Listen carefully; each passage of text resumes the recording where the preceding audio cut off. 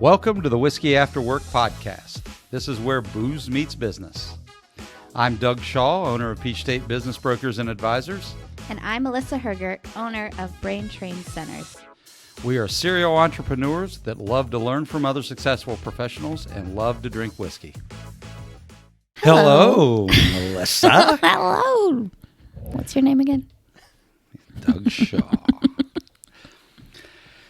I was going to say We're Daryl. back again with the Whiskey After Work podcast, brought to you by Brain Train Centers, Peach State Business Brokers and Advisors, and Keystone Realty Group. Beautiful. Yeah, right now they're the only ones giving us any money, so I better tell us who is sponsoring it. Going to start out by letting everybody know that the opinions expressed by us on this podcast are strictly by the person saying the words. Nobody else, no businesses, no anything else. If you are very easily offended, probably move on. Stop and pause. Stop and pause. All right. So we have with us today a guest from Capital City Bank. Capital City Home Loans. Capital City Home Loans. There's a bank next Get it door to correct. it, isn't there? There is. This is Brian Borders, a good friend of ours. Probably the best mortgage guy I know. I like to think so. You only know one? No, I refer you to a lot of people. It's good to have people you can trust. True. So Brian is, like I said, a longtime friend of ours.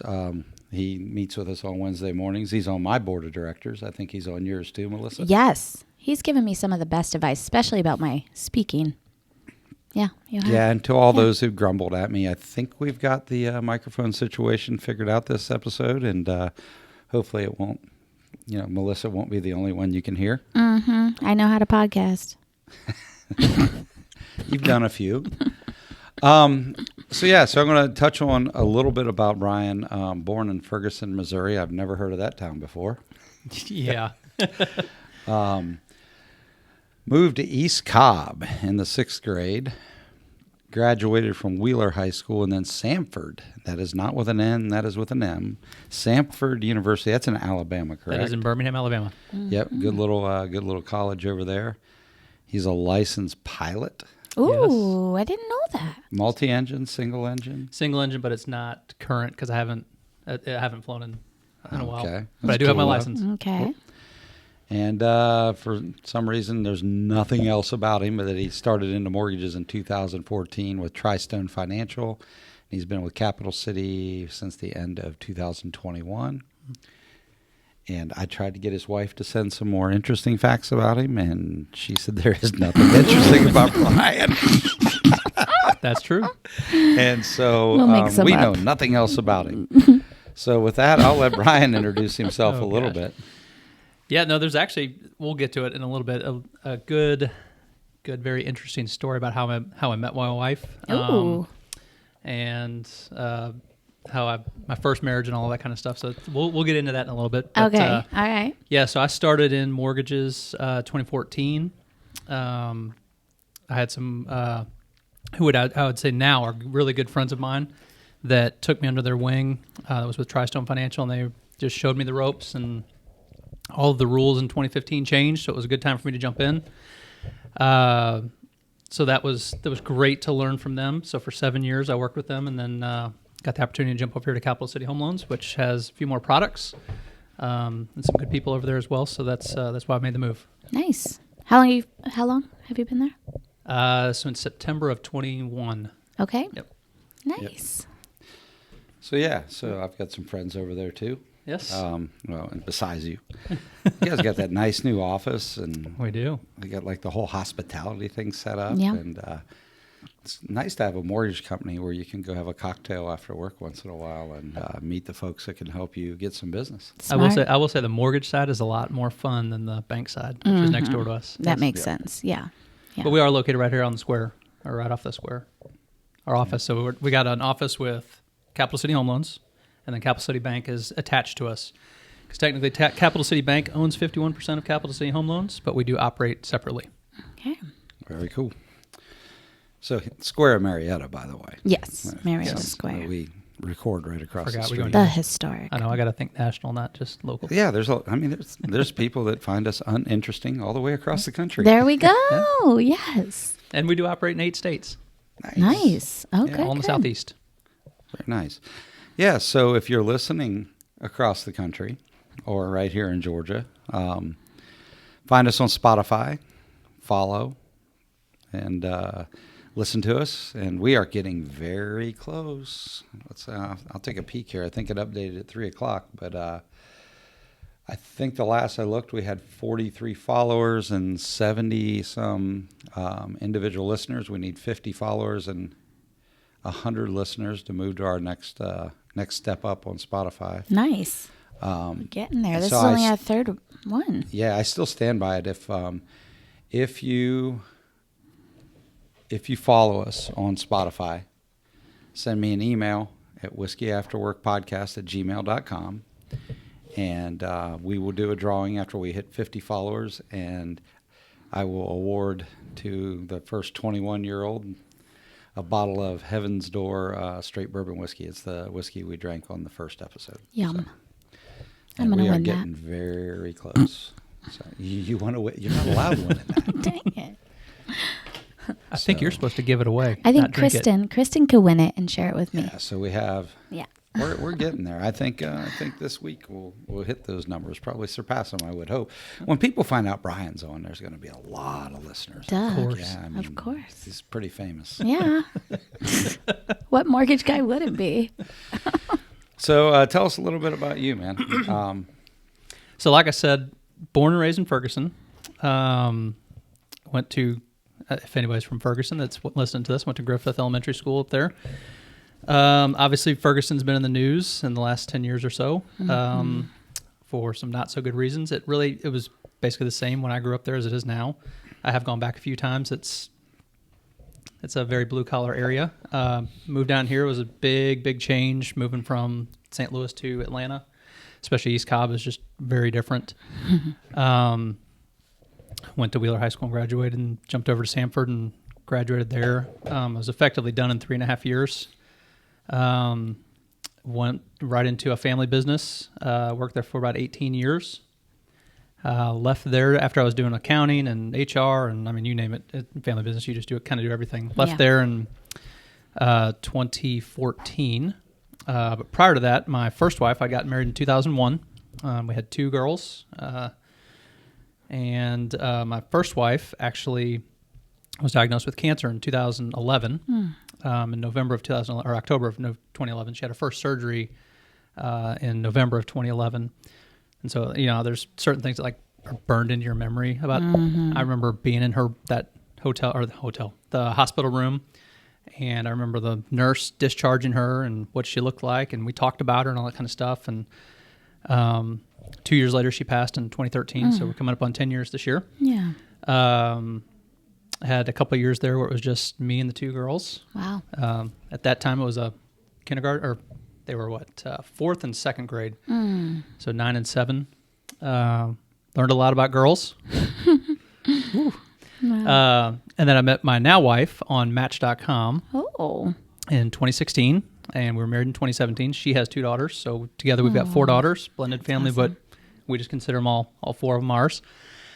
Come to find out, I had to have a back surgery in 2018, and my wife now is a nurse practitioner in gynecological oncology, and so my first wife had a gynecological cancer.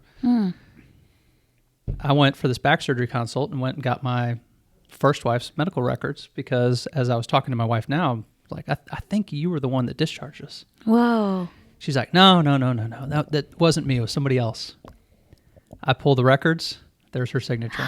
She actually discharged. She was the one we were talking about that I remember. Yeah. So she discharged my wife from the hospital from that first one in 2011. We met then in 2016, never knowing that. Yeah. And then, so now here we are, coming up on 6 years of marriage in a couple months or a couple weeks. Nice. So, Wow.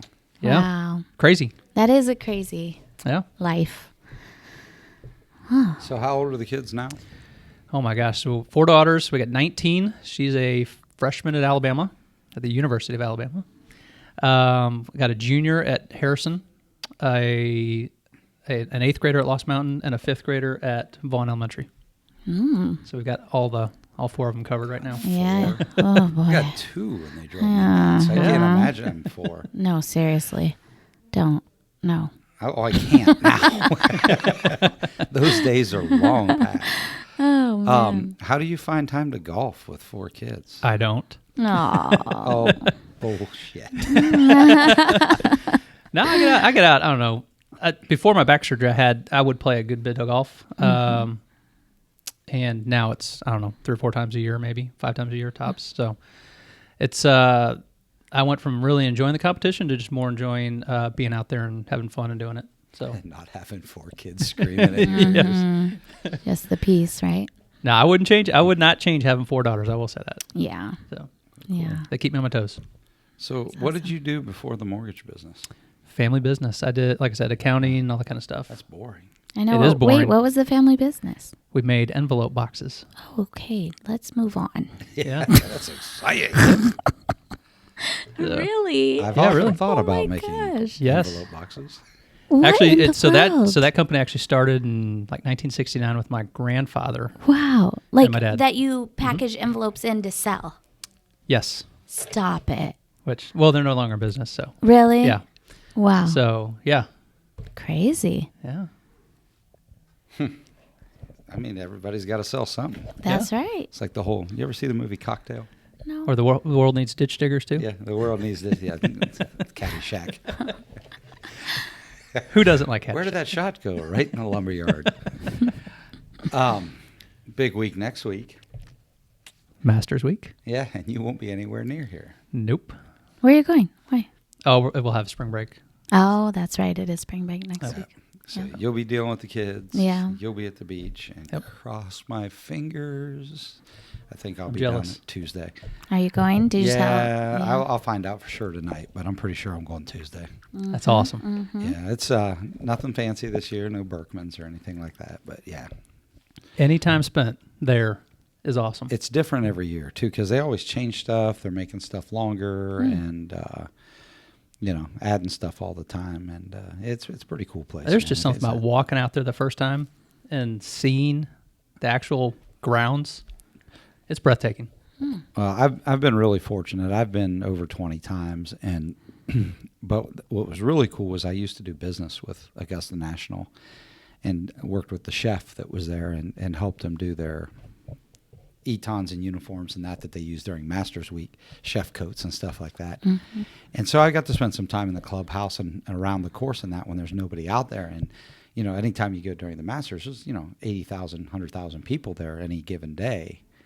And to be out there and see it with no bleachers or anything else. And actually in 2021, I got to go when they had the very limited amount of people and got there was maybe 15, 20% of what you would normally have there. And they had no bleachers or anything because of COVID. So you could actually walk the course from the first tee to the 18th hole without any kind of encumbrance or having to walk around anything. And it was the first tournament back from having spectators from, because of COVID. And the players were walking along talking to you on tournament days. Oh, cool. They were so happy to have everybody back. It was a really neat experience. Don't think hopefully I'll never experience anything like that again Right. because I don't ever want to go through that crap again. But Right. it's a neat place, and you've been a few times. Yeah. Yeah. So anyhow, so what else? What else? I know you golf. I know you're a good golfer, and I know that I'm not going to let you take any money from me. But Maybe. anything else? I did get my pilot's license. That's what's always saying that once you're a pilot, you got to tell everybody you're a pilot, something like that. So It's just like being a vegetarian or a yeah, you lesbian. got to tell. or like burn boot camp or CrossFit. Yes. you know? Yeah, if you do CrossFit. Yeah. 5 hard. Is it really if you don't tell anybody? Is it Yeah, real? It's does not it really real. happen? No. No, so that's always been a passion of mine since I was little, was to do that. And so I got my license, and then 2008 came around and just kind of gave that up. And Where'd you get your license? right at McCollum Nice. at Superior Flight School. Oh, who was your instructor? So my instructor was Eric Scheibe, who was a young guy who had he'd gone to Harrison High School, went to, I guess it's middle, whatever the one down in Eastman is. And he went into the Marines. So he's a pilot in the Marines. Yeah, so, Joe and Bob were the two owners, and unfortunately Bob passed away last year, cancer. Again, I'm a movie guy. So if you've ever seen Made in America with Tom Cruise, I guess I'm just throwing out Tom Cruise movies today, but when they introduce the Snowbirds and they're introducing each pilot, they say their name and where they're from and what they do, and then they go, and this is Bob. And we don't know where Bob came from. And that was the only time Bob was in the movie, but it was because they were using his airplanes and using McCollum Airport to film a lot of it. And so they put him in there, but they called him the Raven. My daughter took some flight lessons from him. He was a super cool guy, big bourbon guy, loved Angel's Envy. That was if you finished a bottle of Angel's Envy with him, you had to autograph the bottle, and it sat on shelves behind his desk. And that's cool. Yeah, so real neat guy. Met him through Alton Brown. He was their Alton Brown's pilot and instructor. So I want to say he got his about a year or so after me. Yeah, I think he had a Mooney or something up there. He had a pretty nice plane for a while. So, so what about the mortgage business?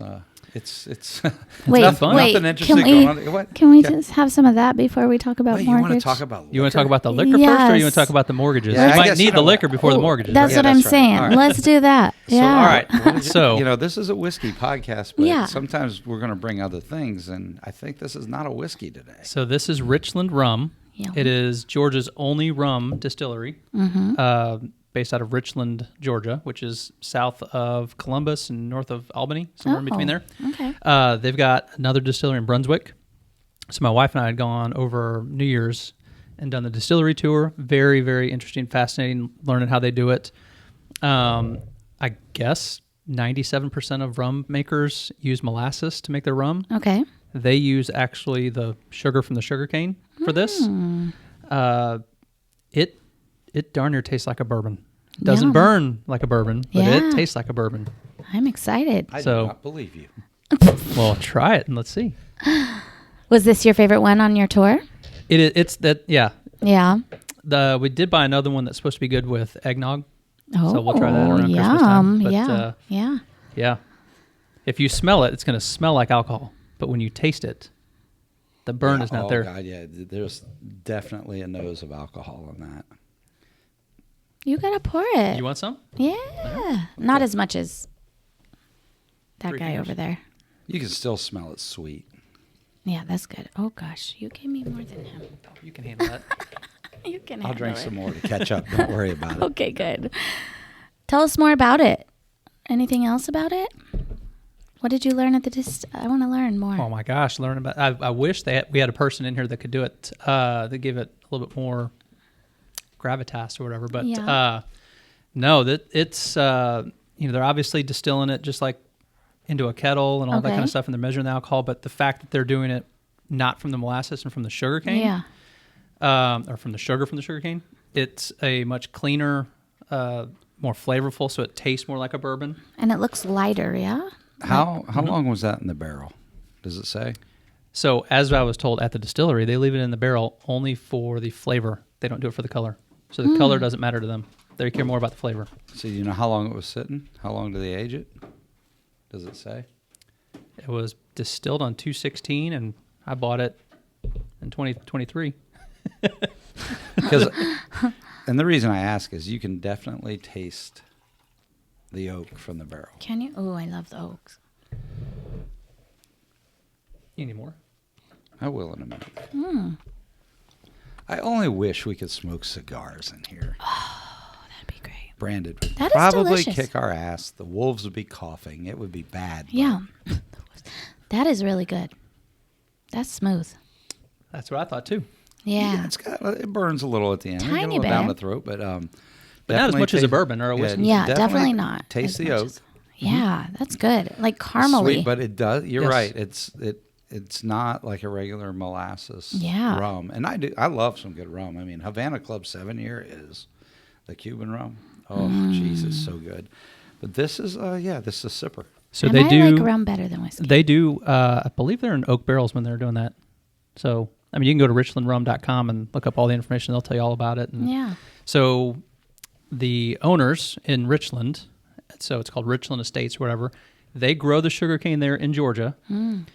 I believe they have 1,700 acres, and they move. Wow. They transition like 300 acres and 300. They just move them around. They make enough from that sugarcane. I mean, they make, I don't know, I can't even, maybe it's 100 barrels or something like that. And the 100 barrels turn into, I don't even know how many bottles. But Right. Depending It was on a how large long- amount. Yeah, I was going to say, depending on how long it ages, so how much. We've talked about the angel share before when part of it evaporates while it's aging. If they don't age it a lot, they don't lose a lot. And if you don't lose a lot, I mean, That's a lot of fi- profit. those drums are what, 50 some gallons. Yeah. So that there's 750 milliliters. It's not even a liter. So you're talking a substantial amount of bottles. Yeah. A couple Yeah. hundred So bottles most of their there. stuff is done in Richland.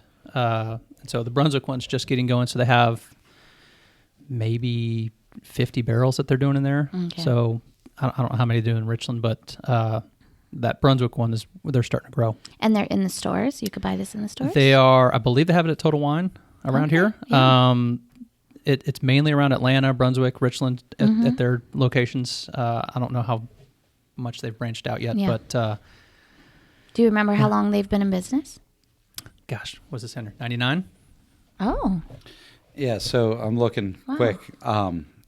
So they're 53-gallon barrels. I couldn't remember if Yeah. they're 50 or 55, but they're 53-gallon barrels, depending on how much evaporates, how long you age them, anywhere from 240 to 300 bottles per barrel. So I mean, Wow. they're putting that's a lot for of a bottles. That's a lot. small distillery. That's a lot. That's a lot of rum. That's great. And when you drink rum, sooner or later you become a pirate. Duh. Our So, eye That's very patch, cool. peg leg. I don't know. The part I like about this too is that it's made in Georgia. Yeah. It's I would consider it a small business in Richland and Brunswick. And so we can support them. I know they're not right here in Atlanta, but that, like I said, the distillery down there in Brunswick was a fantastic. If you're ever around that area, St. Simon's area, I would head over to Brunswick, do the tour. It's very, very fascinating watching them make it and learning about it. That's fun.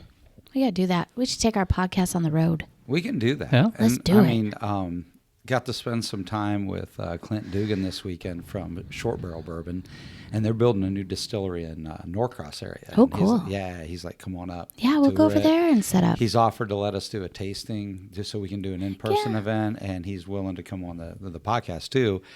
And I'm wondering, I'm sure that anybody we reach out to that's a local Yeah. distiller would do the same for us. Yeah.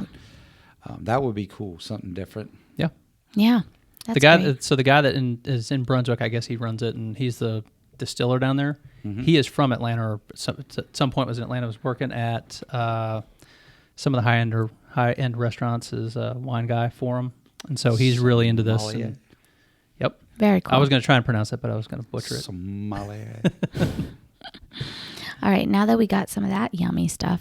So I was going to say the community part there, like the small business and keeping it local. You can keep your mortgages local There with we Capital go. City Home Loans. Beautiful. Beautiful segue. Right here on the square in Marietta. Love Yeah. it. So what kind of question did you have about the mortgage? Just what's the state of the mortgage business right now? I mean, what are you seeing? Wow. There's been a lot of uncertainty due to the Fed and the inflation. So they're trying to control inflation. So that's driven rates up like crazy this year. And then with the whole banking stuff that was going on with that SVB Bank and Signature Bank and all that stuff, that the rates just, it was up one day, down one day, up one day, down one. I mean, it's just a roller coaster. So I think if there's no other banking crises or something like that, we're going to kind of stay where we are right now, which is going to be, right now I think we were in the low sixes or something like that is what I was looking That's at today. not horrible. Unfortunately, people don't realize that this is normal. This is actually We are still below. historically low. Yeah, we're still below. I think the average is what, 7.5 or something like that? Yeah, I mean, I've been in my house 23 years, and you and I talked about this. To get under 8% 23 years ago, I did a 5-year ARM, and then just kept refinancing until I got down in the threes. But my parents built a house in the late 80s, and they were 13%, and we're happy about it. Jimmy Carter era, like 17%. Wow. Is that the highest it's ever been? Around there? Probably. Yeah. That's a lot. Yeah, but back in the day, people didn't borrow money to buy a house. And the houses were a lot less expensive. Correct. Well, yeah, but they made a lot less money, too. True. Okay, true that. Everything was less. Everything was, right? But people were putting more money down for the houses or paying more Yeah. cash, that kind of stuff. So, yeah. I mean, Yeah. it was, They stayed with their parents longer, saved up Yeah. more.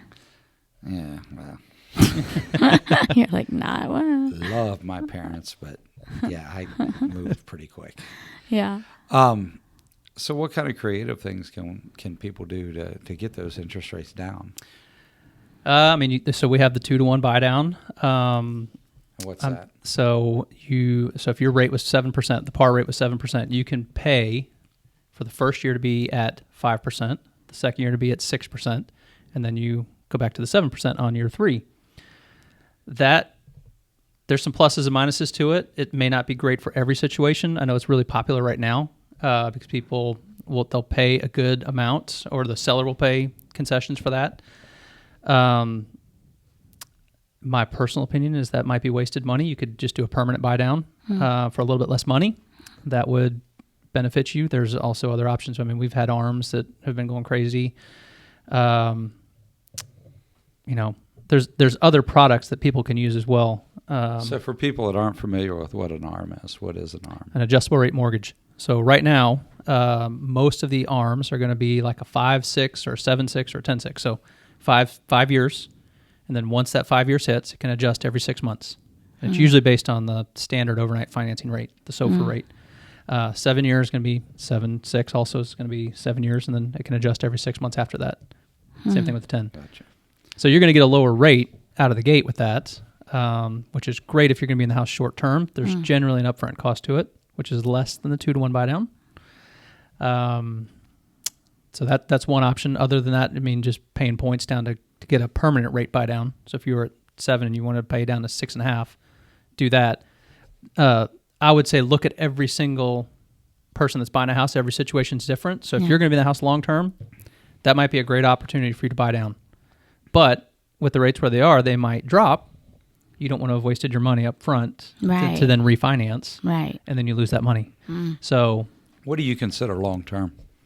anything over like 5 or 7 years would be long term for me. Most people don't hold their mortgage for more than 7 years.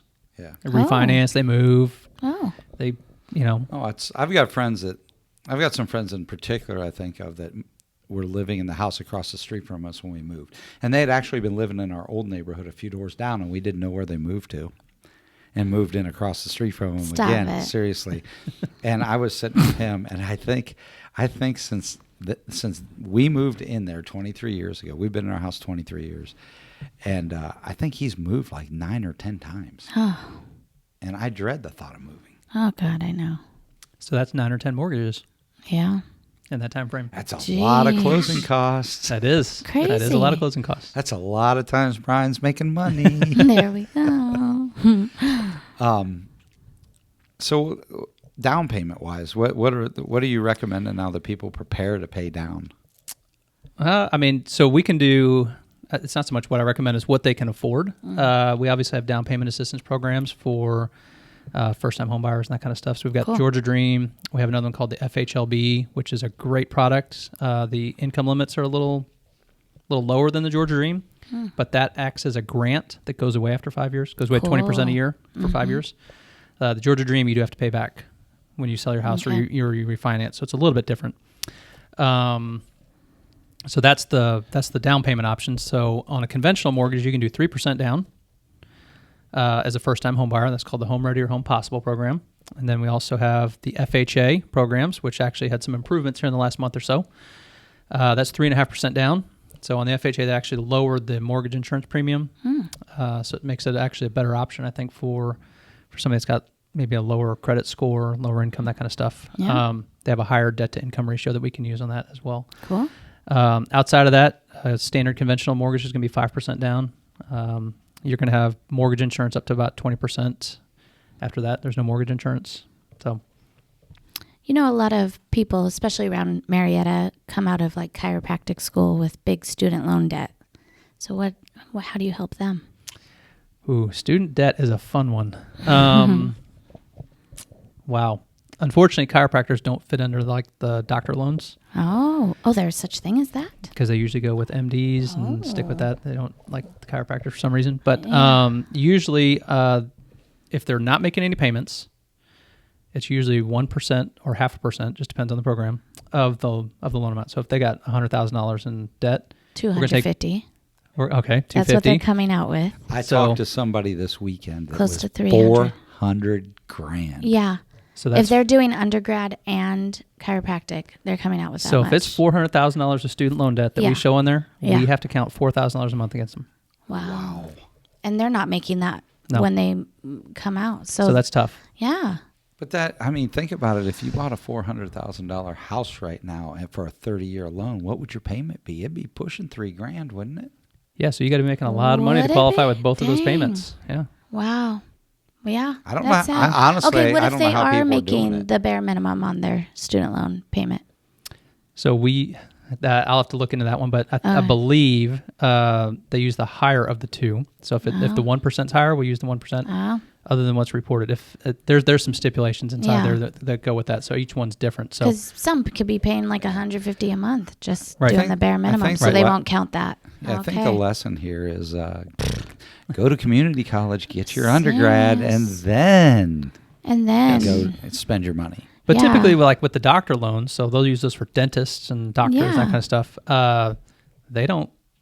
They'll do the loan at 100%, yeah, and they won't count the student debt against them. yeah, it makes sense. Well, I mean, if we want to get it, it's because chiropractors, they can't bill the same amount Correct. towards insurance, and the income's usually not very high when And you're first usually on starting those off. doctor loans, they want the business Yeah. checking, so that comes in, so they're having money on both sides. So Right. it benefits Yeah. the bank that way. So Yeah, yeah. Yep. So in Wow. addition to all of those, we also have the 100% down option or 100% financing options, which are VA. 100% down Down. option, Yeah. otherwise known You as can do that. paying cash for your Yes, house. that's the best so way. VA is 100%, USDA is 100%. Good. With the VA, there is a funding fee unless you're a disabled veteran. Then you don't have a funding fee, and it depends on how many times you've used it and what your status is, that kind of stuff. But That's great. those are good options for 100%. Good, good. So you're saying I have to go find a military husband to be able to buy a home, Maybe taking applications. that's up to you, Melissa.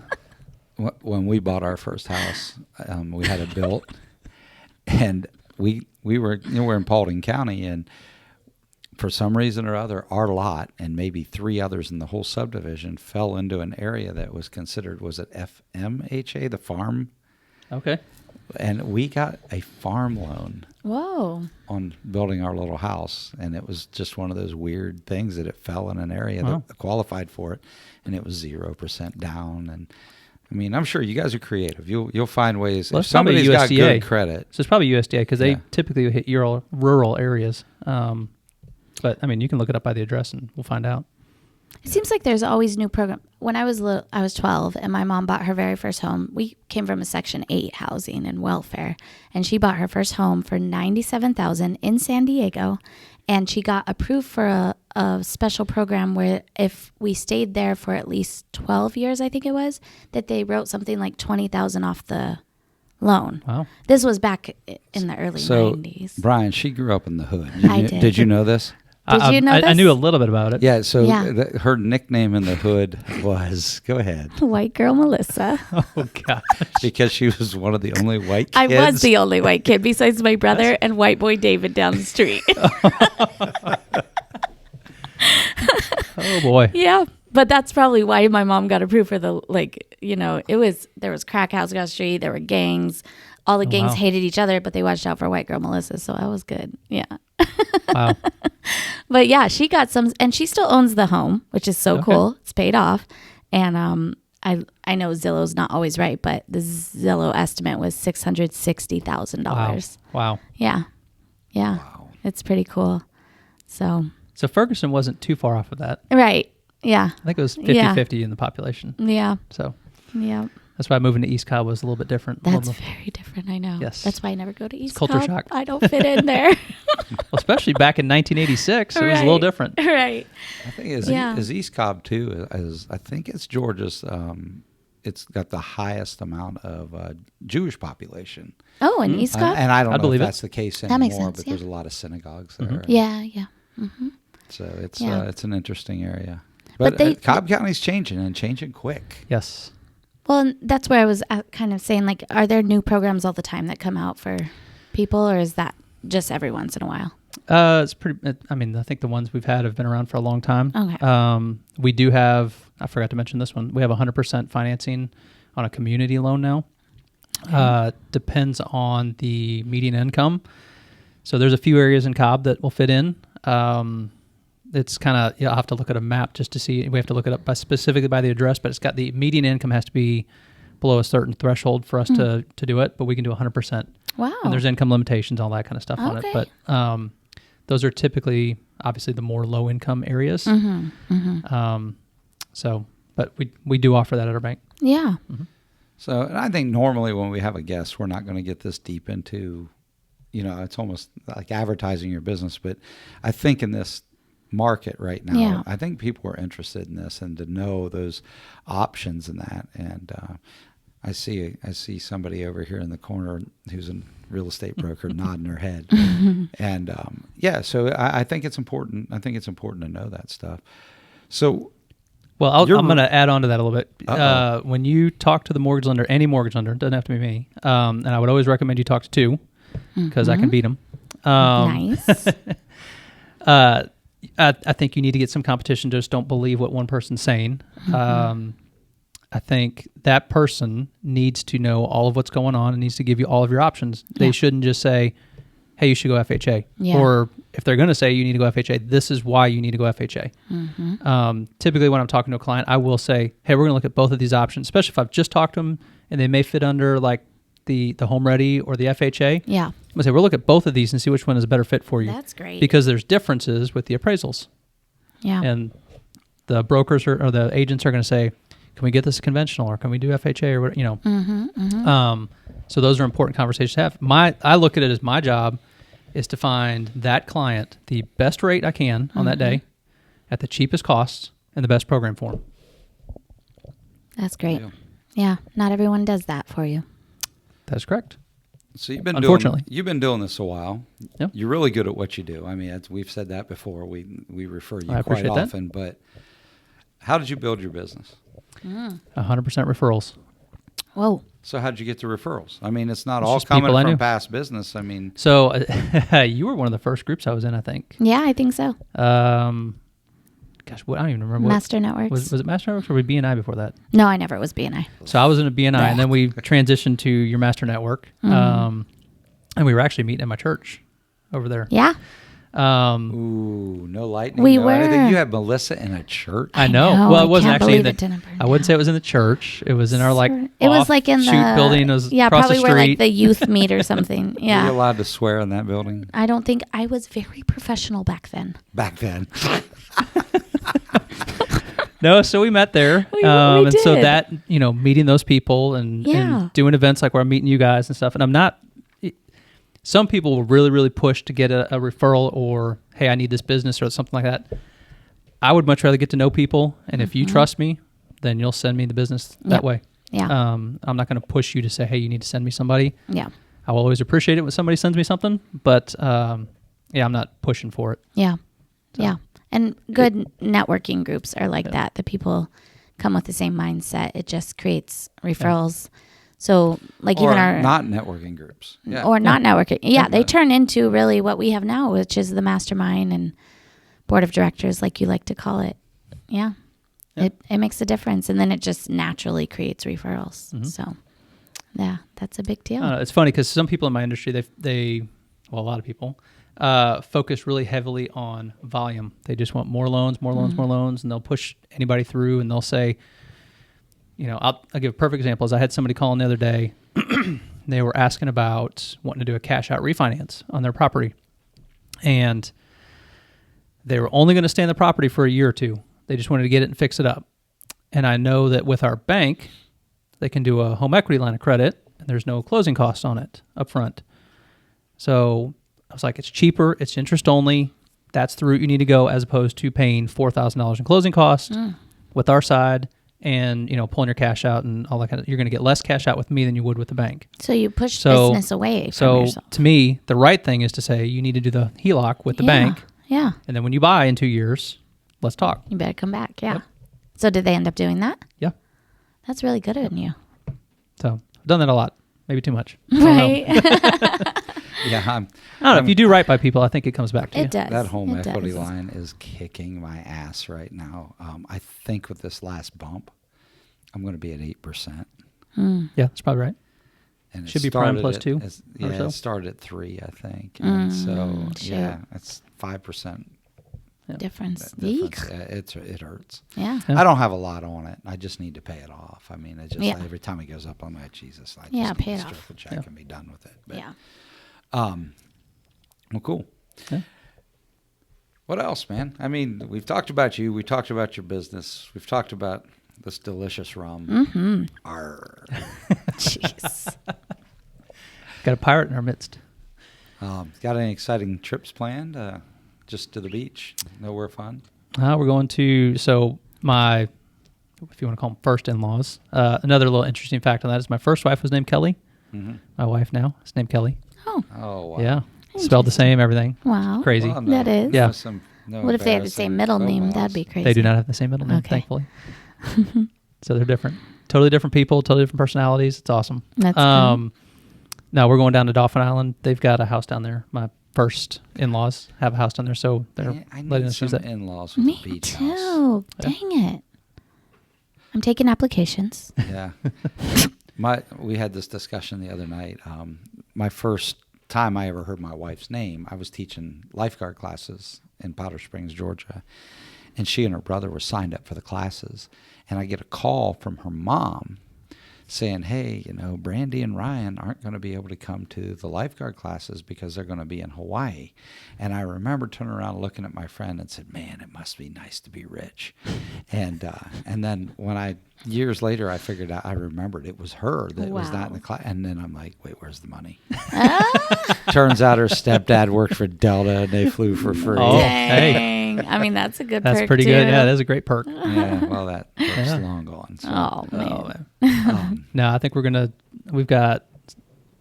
go to Washington D.C. Somewhere to look at colleges and that kind of stuff for our junior. right. Her mom had gone to University of Rhode Island, so that's one of her top picks. So we're gonna go visit there and That's cool. look at some other ones around Washington D.C. and visit some friends. We used that time as an excuse to go to Europe.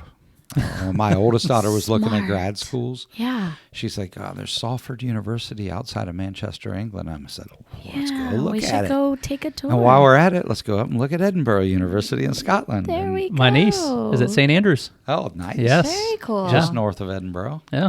Smart. Then while we're up there, let's go check out the Oban Distillery. It's very educational. Yeah. Very cool. We learned a lot. Go over there and play some golf. Golf. Golf. No, I'm not hauling clubs. I will play St. Andrews once. I'll do it.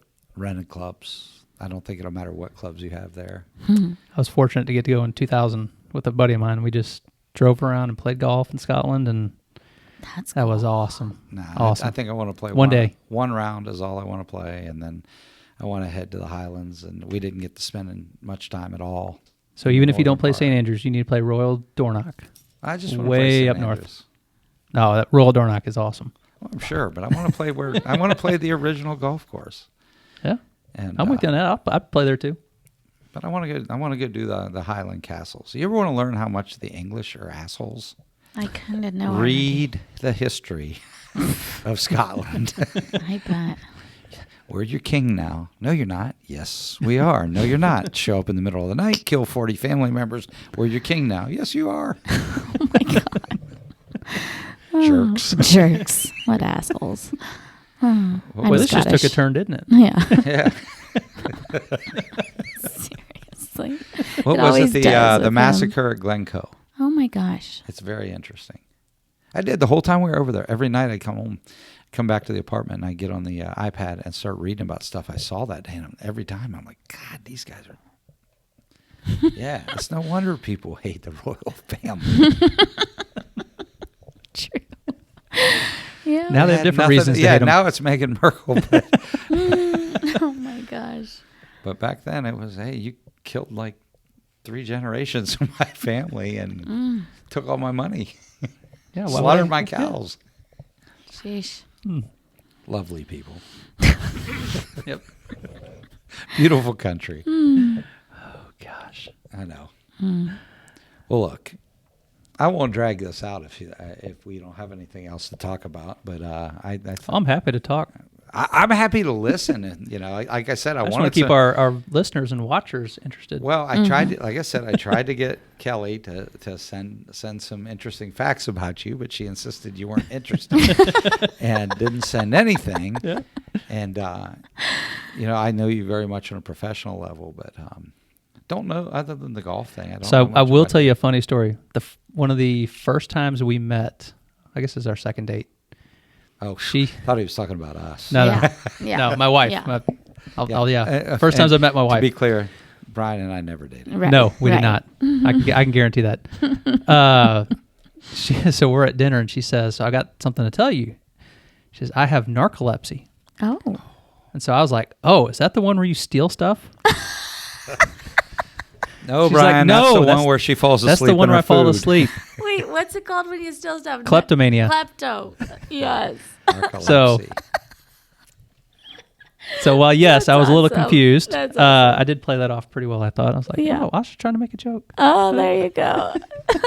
Now, did she fall asleep during the date? No. She'll be tired and you can see it in her face. Oh. But she takes medicine Yeah. that doesn't keep her awake. Yeah. But no, I mean you can tell when she's tired. Yeah. Yeah. So But she's been using it for the last 5 or 6 years. maybe. To her advantage. Honey. Oh, she's sleeping. I'd use it. Don't give her any ideas. Totally use it. They're talking to That's me. so wrong. Well, interesting story about her. She actually ran track at Purdue Oh. her freshman She's year. a Boilermaker. Wow. She is a Boilermaker. That's a good school. Yeah. In the Big Ten, where it just means more. I think she even has a Big Ten ring because they won something when she was there Whoa. Something. That's cool. on the track. Yeah, Nice. yeah she's a big cross country runner. It wasn't going to be in the football stadium. Not in football. Although, no, when she was there, they went to the Rose Bowl, which they lost, but they had Drew Brees there. So Oh, yeah. Who was that? Drew Brees, you remember who he What is? position did He went play? to Maybe a he played the quarterback? Chargers, didn't he? He played for the Chargers. He was at for and the then he San asked to Diego be traded. Chargers. He did. Wasn't that When he they asked moved be to traded? LA. He didn't want to be there. Probably because they moved to stupid LA. That's why he went He to New did- Orleans. I was going to say, he did a few things in New Orleans. He was on the Chargers for a while. Yeah, he wanted to leave the Chargers for some reason. I don't Was know it his why. mom or something? I don't know. No, it's because they Whatever. moved to LA. I'm insisting. That's why. I He don't was- know. he was if gone that's- before that. He was I don't gone know if way that's before true. that. That was a pretty Well, stupid he's got a move, hand though. in Yeah. the sports bar they're putting out in West Cobb. Oh, really? It's called Walk-Ons. Is that So it's two it's a- guys from LSU that were walk-ons. They're doing Yeah. a I've sports been bar to there. a walk-ons Yeah, it's in all like Louisiana. Cajun fried food. I looked think at the he is like menu. one of the investors in it or Yeah, something. So. no, they're popping up everywhere, and it's Yeah. actually pretty good food, and it's pretty cool. It's going to be in sports the bar. avenues. Yeah. Oh, very cool. Yeah, where the old what was the Not macaroni Olive grill? Yeah, macaroni grill. Yeah, I went to the walk-ons in New Orleans. Not New Orleans, another part of Louisiana. Baton Rouge? Yes. Baton Yes. That's where LSU is. Yeah, that's where I God, went. Yeah. We've had a guy from Marietta that disappeared down in Baton Rouge. Some weird shit been going on in the last few weeks. Oh no. Oh, that one guy that was found wrapped up in a carpet. Yeah, now they're arresting hookers and drug Yeah, dealers. he, and like, everything else. overdosed. Hell of They- a business trip. You haven't Wow. seen this story? It's some dude, yeah, and he was found wrapped up in a carpet, and they thought it was homicide at first, but it was like an overdose, and the drug dealer discarded of the body, like. Yeah, now they're arresting Wow. prostitutes and Yeah. and everything. It's like crazy. It's I feel horrible crazy. for his family. Yeah, He's like married and had kids, and yeah. the last Wow. time his wife saw him, and he had like FaceTime from an LSU basketball game. Yeah. I'm gonna go out with some Totally clients and get a normal-looking drink. dude. And Yeah, he was like totally normal looking. Yeah. It was probably fentanyl in there or something. could have been. That Seriously. stuff's a scourge. It's horrible. Wow. Yeah. Okay. Baton Rouge, lovely place. See, we went dark again, really dark. Like this just takes a dirt road sometimes. Like It's okay. Always. It's from listening to too many of the true crime podcasts. That's the problem. Once you've heard Small Town Murders, which if you're looking for an interesting podcast outside of this one, not quite as interesting as this one, I'm sure, but Of course not. Small Town Murders is way up there. It's two comedians that every episode they do like a deep dive into this really like out there. You know, you hate to laugh, but I mean, some of these people are just Ridiculous, right? yeah. Oh, it's you'll scratch your head, and go, what the fuck? It's so bad. Very good podcast. So they hit the road. They do live shows and stuff Fun. all the time. Yeah. We'll get there. Well, cool. Well, look, I think we're going to wrap it up. yeah. Well, thanks for having me on. Oh no, Yeah. thanks for coming. It Yeah. was, I know it was This is kind of last informative, minute. fun. And we've been wanting to do this. Talked to you before about it, but hey, before we finish up, want to let everybody know that if you have any questions or comments or suggestions, or maybe even know somebody that might be good on the podcast, you can reach out to us at whiskeyafterworkpodcast@gmail.com. Also, again, follow us on Spotify. Try to listen to at least one episode on Spotify, please. We're on other platforms. We're on Apple and Google and Amazon. We have a YouTube channel.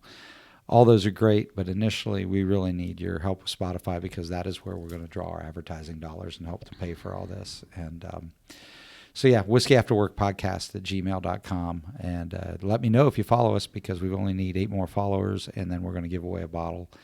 And then we'll probably move it to 100. And when 100 goes, we'll probably give away another bottle of something. Who knows? We might give you a bottle of Richland Rum. Yeah, that's good. Unless that shit's expensive. And then Yeah, then no.